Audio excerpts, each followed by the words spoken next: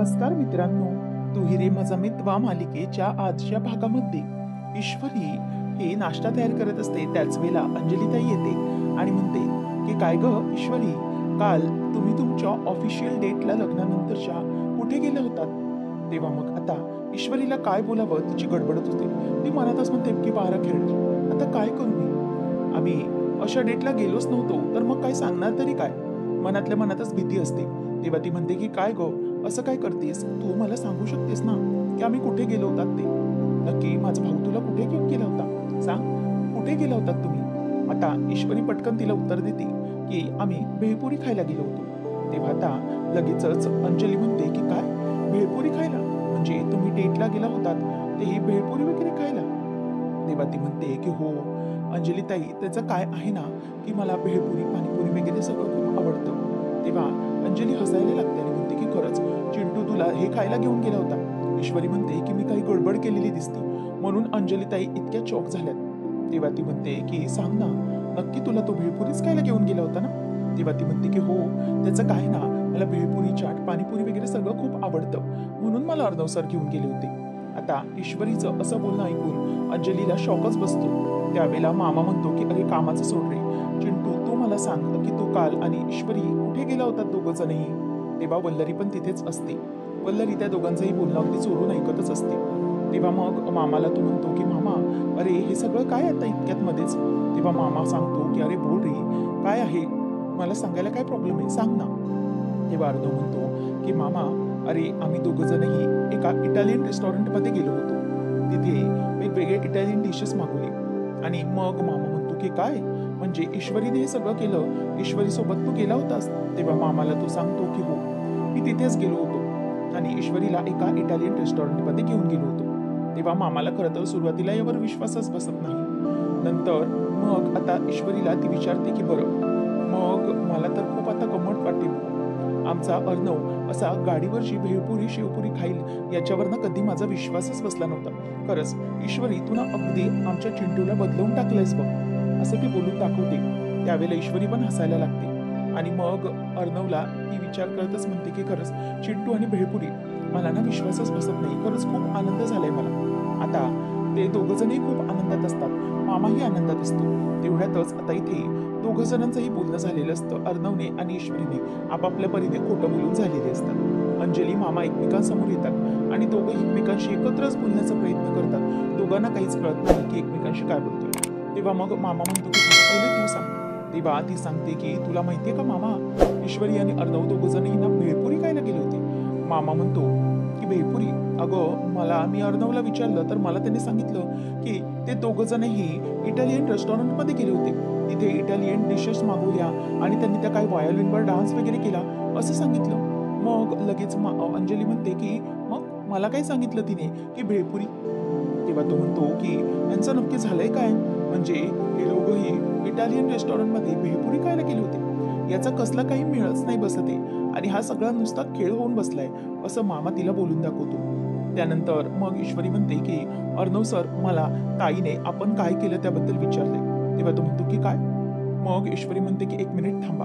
ती आता रूमचा दरवाजा बंद करून येते आणि अर्णवला म्हणते की अर्णव सर तुम्ही जो गुळ घालून ठेवलाय ना त्यामुळे किती मोठा प्रॉब्लेम झालाय तुम्हाला माहिती नाहीये. आता त्यावर तो म्हणतो की अगं मामानेही मला विचारलं, मग तू काय सांगितलंस? तेव्हा ईश्वरी म्हणते की मी सांगितलं की तुम्ही मला भेळपुरी खायला घेऊन गेला होता. तेव्हा तो म्हणतो की व्हॉट, तुला हे वाटूच कसं शकतं? ईश्वरी म्हणते की तुम्ही काय सांगितलं मामांना?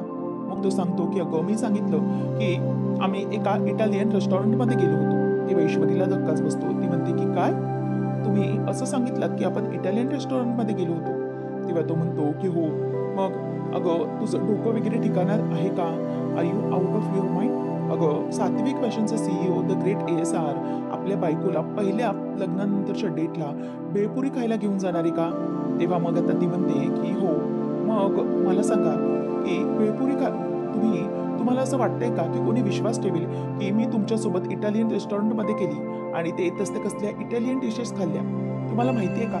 तेव्हा मग तो म्हणतो की हो अगं ते माझ्या इमेजला शोभेल असं तरी काहीतरी बोलायचं होतंस ना, भेळपुरी काय म्हणजे तू माझी पार इज्जतच काढून टाकली.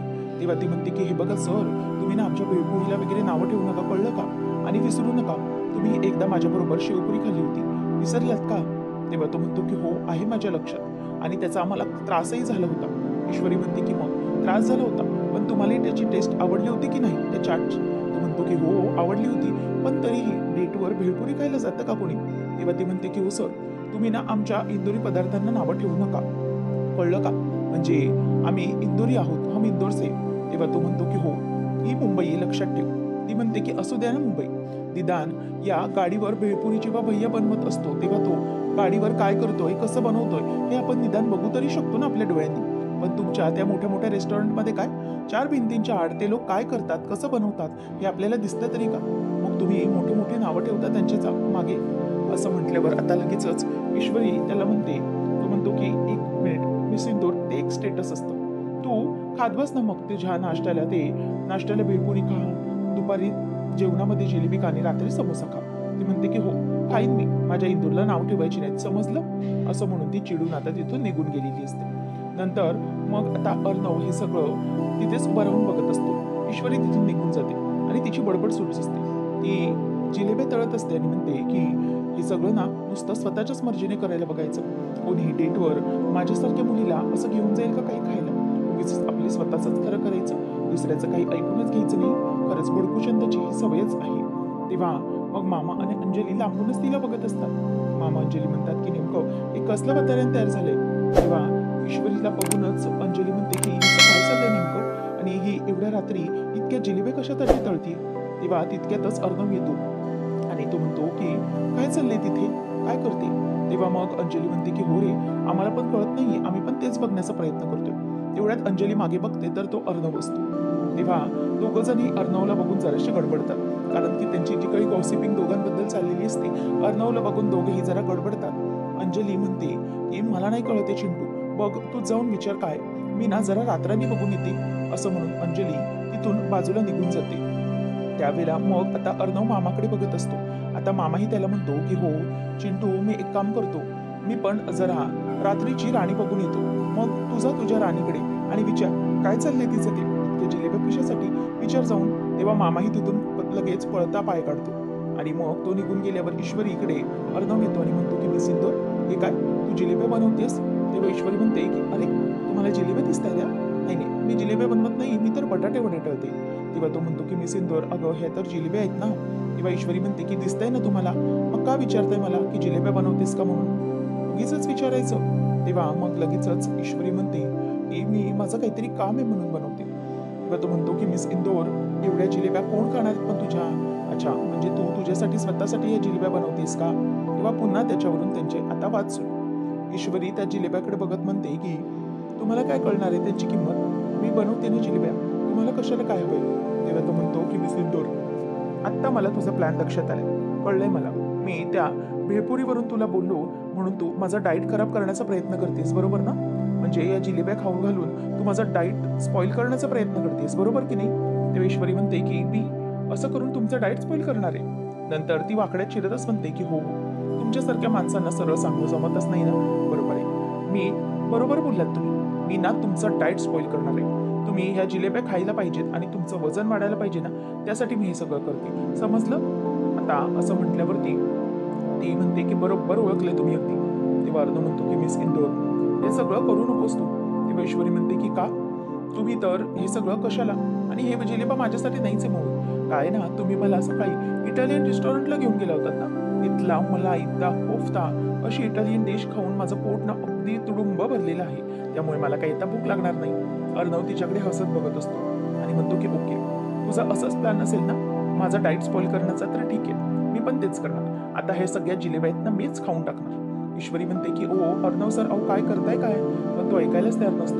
तो आता एक एक जिलेबी खात खात पूर्ण ते डिश उचलून घेऊन जातो. ईश्वरी म्हणते की अर्णव सर, अहो थांबा, ते इतक्या सगळ्या जिलेब्या नाही खायच्यात. परंतु अर्णव कुठे ऐकायला तयार असतो. तो म्हणतो की नाही, मी तर आता ऐकणारच नाहीये. ईश्वरी म्हणते की खरंच ह्या माणसाने ना खरंच ताप आणलाय मला. या माणसाचं नाव ना काहीच नसायला हवं होतं. अर्णव राजेशीर की नाही, तर भडकूचंद भांडम पांडे असं आडनाव असायला हवं होतं याचं. नाही नाही, आता ना थोडा वेळही मला यांच्याशी बोलायचं नाही. आता जरा वेळ आणखी यांच्याशी भांडले ना तर माझं बीपी वाढेल. नाही, मला आता आणखी या माणसाला सहनच करता येणार नाही. ती डोक्याला हात लावून असते. तेवढ्यात अर्णव येतो आणि म्हणतो की मिस इंदोर, तेव्हा ती म्हणते की हे काय तुमचं? तेव्हा अर्णव म्हणतो की थांब, मी तुझं डोक्याला ताप द्यायला नाही आलोय. तेव्हा ईश्वरी त्याच्याकडे बघते. अर्णव म्हणतो की सिंदूर, मी काय इथे तुझ्याशी भांडण करायला आलेलो नाहीये, मी इथे तुझ्याशी प्रेमाने तुला जिलेबी भरवायला आलोय. असं म्हटल्यावर ईश्वरी त्याच्याकडे बघतच बसते, कारण की अर्णवचा हा अंदाज काही वेगळाच असतो. अर्णव म्हणतो मी सिंदूर, मी तुझ्यासाठी इथे आलोय, तू बरोबर ऐकलंस, तुला प्रेमाने जिलेबी भरवायला. असं म्हटल्यावर आता ईश्वरी कानावरचा हात बाजूलाच करते आणि त्याच्याकडे अगदी प्रेमाने बघायलाच लागते. अर्णव आता म्हणत असतो की काय मी सिंदूर, काय बघतेस तू? असं म्हणून तो आता तिला प्रेमानेच जिलेबी भरवायला लागतो. आणि हे सगळं होत असताना आता ईश्वरी आणि अर्णव एकमेकांकडे बघतच असतात. अर्णव तिला इशारा करतो की घे जिलेबी खा, असं तो तिला सांगत असतो.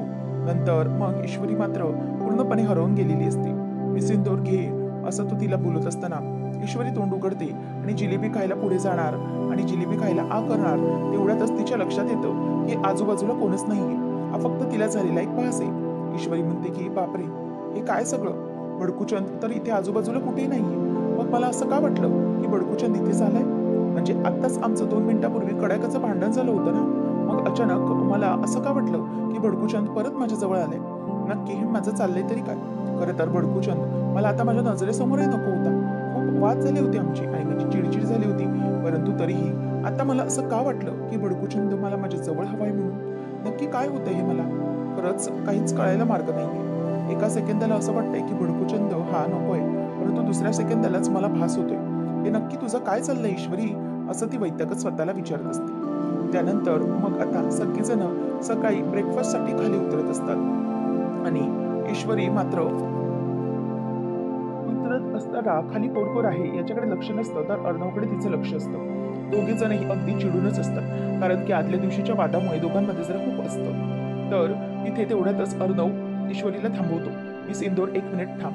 ती म्हणते की आता काय झालंय? तो म्हणतो की यू रिमेंबर ना, आपल्याला आपण हॅपी कपल आहे असं दाखवायचंय.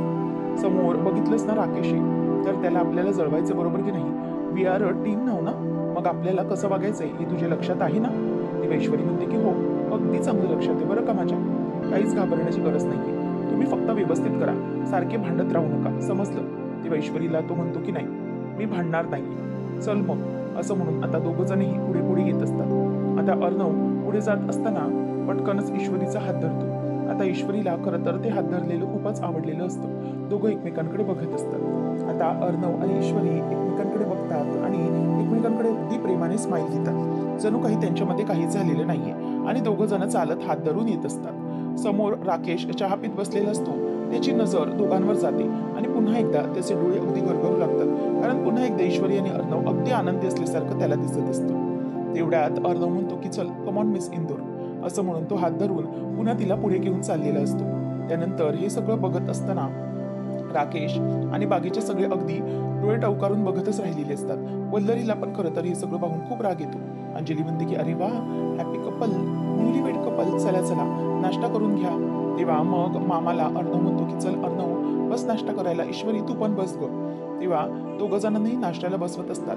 राकेश मात्र अगदी मारक्या बैल्यासारखा दोघांकडेही बघत असतो, कारण त्याला त्यांची ती एकत्र जोडी बघून खूप राग येत असतो. ईश्वरी आता अर्णवला म्हणत असते की सर तुम्ही इथे बसा. तेवढ्यातच तिथे लावण्य आलेली असते. कबाब में हड्डी बोलून तिने पुन्हा प्रवेश केलेला असतो आणि ती अगदी येऊन अर्णवचा डावा हातच धरते.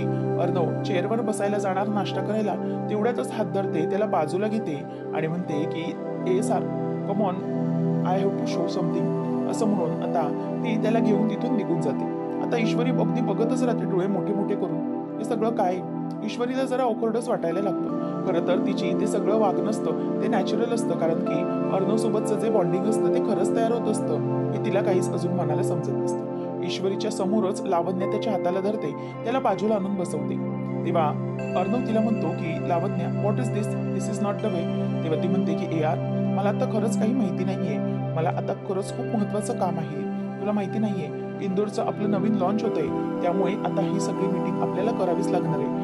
त्यानंतर मग आता हे सगळं होत असताना ती मुद्दामच अर्णवला कामाचं दाखवत असते आणि त्याबद्दल तिला खरं तर काहीच माहित नसतं आणि ईश्वरी मुद्दामच हे सगळं बघत असते. राकेश हा अगदी आनंदाने ईश्वरीकडे बघत असतो, कारण की त्याला माहित असतं की ईश्वरी ही जळत असते. लावण्याला असं बघून ईश्वरी मनातल्या मनातच म्हणते की हिला काही आहे की नाही, आली आणि लगेच हाताला धरून घेऊन गेली. आगाऊ नुसती, असं मनातल्या मनात ती विचार करत असते. नंतर मग आता वल्लरी आणि राकेश यांची आपापसात कुणवाकुणवी सुरू असते, कारण की लावण्य आल्यामुळे त्यांची टीम पूर्ण झाल्यासारखी त्यांना वाटत असते. अंजलीला पण ते आवडत नाही. ईश्वरीच्या समोरच असं लावण्य त्याला हाताला धरून घेऊन गेलेली. तेव्हा मामा पण हे सगळं बघतच असतो आणि राकेश म्हणत असतो की झालं, आता हे दोघंही कामाला सुरुवात करणार, म्हणजे काय दोघं जणही अगदी कामात बिझी राहणार. मग कसला कुठे वेळ मिळतोय ARला म्हणजेच अर्णवला. तेव्हा मामा रागाने त्याच्याकडे बघतो. वल्लरी म्हणते की हो ना, असंच असतं या दोघांचं. एकदा की असे काम करायला बसले ना की यांच्या इतका गप्पा होतात ना की त्याच्यात दिवस कसा निघून जातो यांचं यांना समजणार नाही. असं मामी मुद्दामच ईश्वरीला जळवायला बोलत असते. तेवढ्यातच दोघं जण येतात. तेव्हा आकाश म्हणतो की निखिल हाय, ये गुड मॉर्निंग. तेव्हा मग तो म्हणतो की हाय आकाश सर. तेव्हा निखिलला म्हणजेच तो त्या मुलाला दोघांनाही तिथे बोलवलेलं असतं. कोणाला काही कळत नसतं की नेमकं काय सुरू आहे. तेवढ्यातच आकाश म्हणतो की ये कम निखिल. तेव्हा AR म्हणतो की कोण आहे ते. तेव्हा तो म्हणतो की हाय सर, मी निखिल, मी पॉडकास्ट चॅनलवरून आलोय, म्हणजे तुमचा छोटासा लग्नानंतरचा इंटरव्ह्यू घ्यायचा आहे मला. हे ऐकल्यानंतर आता अर्णवला धक्काच बसतो की म्हणजे मला तर याबद्दल काहीच माहित नाहीये. तेव्हा लगेच लावण्य विचार करते की आता खरी मजा येणार आहे. तेवढ्यातच आता तो म्हणतो की ॲक्च्युली सर, मी अपॉइंटमेंट घेऊन आलोय आणि काय ना, तुम्ही मुंबईतले मोस्ट एलिजिबल बॅचलर आहात, म्हणूनच तुमचं लग्न कसं झालं आणि कोणत्या परिस्थितीत, हे सगळ्या गोष्टींसाठी आम्हाला तुमचा एक छोटासा पॉडकास्ट म्हणजेच इंटरव्ह्यू घ्यायचा आहे. त्यामुळे प्लीज तुम्ही आम्हाला वेळ द्याल तर खरंच खूप बरं होईल. त्यावेळेला लगेच आकाश म्हणतो की हो ॲक्च्युली दादा, मीच यांना अपॉइंटमेंट दिली आहे, परंतु तुला सांगण्याचं विसरलो मी. I am very sorry for that. तेव्हा मग लावण्य म्हणते की आमचं इम्पॉर्टंट काम सुरू आहे आणि त्यामध्ये मध्येच तुमचं कुठे हे सगळं, त्यामुळे नको, अजिबातच नको हे सगळं. तुम्ही नंतर या, ARची अपॉइंटमेंट नंतरची घ्या. तेव्हा मात्र अर्णवला हे योग्य वाटत नाही. तो म्हणतो की it's okay, no problem, no problem. ठीक आहे, तुम्हाला अपॉइंटमेंट दिली आहे ना आकाशने, चालेल, आम्हाला थोडा वेळ द्या, आम्ही तयार होऊन येतो, मग आपण इंटरव्ह्यू घेऊया. तेव्हा निखिल म्हणतो की येस सर. तेव्हा आकाश म्हणतो की ठीक आहे, तुम्हाला सेटअप वगैरे कुठे काय करायचं आहे ते सगळं मी दाखवून देतो. त्यानंतर मग अर्णव, आता तिथे ईश्वरी उभी असते, तिला आवाज देतो, मिस इंदोर. तेव्हा ईश्वरी तिथे असताना खरं तर ईश्वरीला खूपच भीती वाटत असते की नक्की करायचं तरी कसं. हे पॉडकास्ट हे वगैरे तिला काही समजतच नसतं. त्यामुळे आता लगेचच ईश्वरी हे अर्णवकडे बघतच राहते आणि अंजली तिला म्हणते की अगं ईश्वरी, कशाला घाबरतीस, काहीच घाबरण्याचं हे नाहीये, जा तू तयार हो. तेव्हा आता लावण्या ही आकाशला म्हणते की आकाश कम, आणि ती त्याला तिथे बाजूला घेऊन जाते. आता ईश्वरी विचार करते की बारा खेड, आता मी करू तरी काय, हे असं इंटरव्ह्यू वगैरे कॅमेरा असं मला किती जमेल काहीच मला माहिती नाहीये. मला तर खूप टेन्शन आलंय, असं अर्णव सरांसोबत सगळ्या कॅमेरा लोकांसोबत मला तर टेन्शनच आलंय. त्यावेळेला मुद्दामच ती दाखवत असते की मग आपण AR आता काम. तेव्हा लगेचच आता तो म्हणतो की काळजी करायची गरज नाही, ठीक आहे, आपण नंतर ते सगळं बघूया, अगोदर हे इंटरव्ह्यू आहे ते कम्प्लीट करतो मी, त्यानंतर बघता येईल. आणि त्यांनी तसंही वेळ दिलेली आहे इंटरव्ह्यूसाठी, त्यामुळे मी त्यांच्याबरोबर असं वागू शकत नाही. इंटरव्ह्यू घ्यायला म्हणजेच ते घेतील तर घेऊ दे, असं तो मुद्दामच तिला बोलून दाखवतो. खरं तर लावण्याचा आणि राकेशचाच हा सगळा प्लॅन असतो. नंतर ईश्वरीला टेन्शन आलेलं असतं की काय करायचं. तेवढ्यातच अर्णव पुन्हा आवाज देतो की मी सिंदूर कम, आपण रेडी होऊया, असं म्हणून ईश्वरीला तो आता आवाज देतो. आणि राकेश त्या सगळ्यांना निखिलला वगैरे घेऊन जातो आणि ईश्वरी आणि अर्णव आपापल्या रूमला आता जायला निघालेले असतात. त्याचबरोबर इथे आता अर्णव हा म्हणतो मी सिंदूर कम. ईश्वरीला घेऊन गेल्यानंतर राकेशला मात्र आता गालातल्या गालात खूप हसायला येत असतं, कारण की जो काही इंटरव्ह्यू होणार असतो तो अगदी वेल प्लॅन्ड असतो आणि हे सगळं जे काही केलेलं असतं ते त्यांनीच केलेलं असतं हे त्याला माहीत असतं. आणि राकेश आता मनातच म्हणतो की करा, आता इंटरव्ह्यू करा, सगळं करा, बघा तुमची सगळी जोडी कशी सगळ्यांसमोर फुटते ती. ईश्वरी घरी येते, म्हणजेच रूममध्ये येते आणि घाबरते. ती म्हणते की अर्णव सर, या सगळ्याची काय गरज आहे. तेव्हा तो म्हणतो की व्हॉट मिस इंदोर, काय झालंय तुला. तेव्हा ती म्हणते की सर, मला ना कॅमेऱ्यासमोर भीती वाटते. ते सगळे अजनबी लोक आणि ते तऱ्हेतऱ्हेचे प्रश्न विचारणार आणि कॅमेरा आपल्याकडे बघत असणार.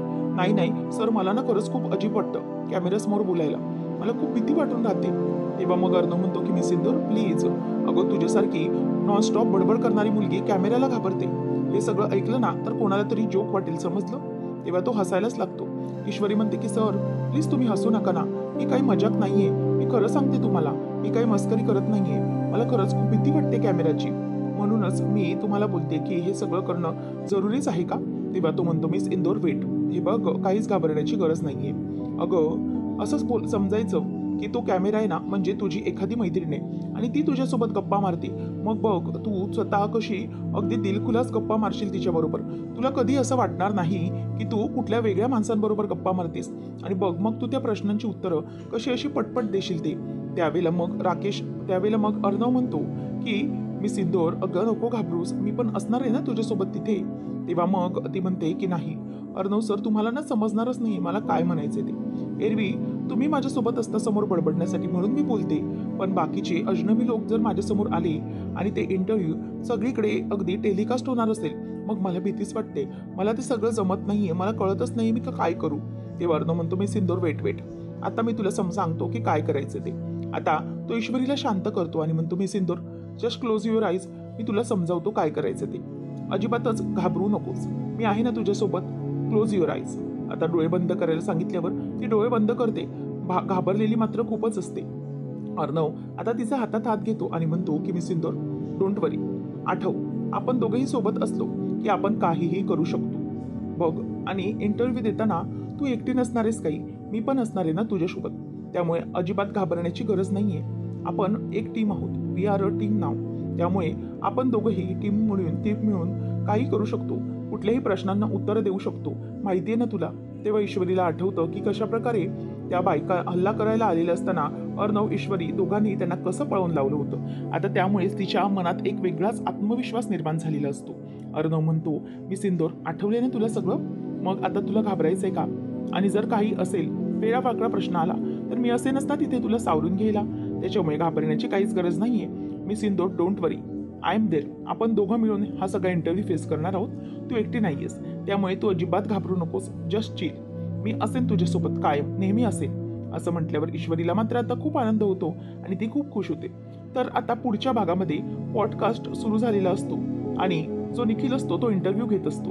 तो म्हणतो की काय आहे ना ईश्वरी, असं ऐकण्यात आलंय की तुम्ही खूप छोट्या घरातून आहात आणि तुम्ही पैशासाठी स्वतःचं पहिलं लग्न मोडलं आणि पैशासाठी अर्णव सरांसोबत लग्न केलं, ही खरी न्यूज आहे का, असं आम्हाला ऐकायला मिळालं. तेव्हा मग आता ईश्वरी गप्प बसते. अर्णव म्हणतो की नाही, तुमचा ना काहीतरी गैरसमज झालाय. माझी ईश्वरी पैशासाठी कधीच असं करू शकत नाही.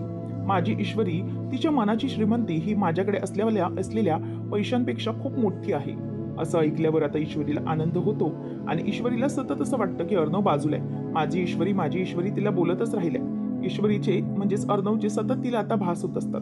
आरशात इकडे तिकडे सतत अर्णव दिसत असतो आणि माझी ईश्वरी, ऐकायला किती छान वाटतंय ना, असं बोलून ती स्वतःच आता आतल्या आत खूपच खुश असते.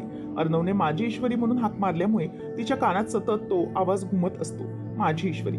आणि मग ती आता चक्क अर्णवच्या प्रेमातच पडलेली असते.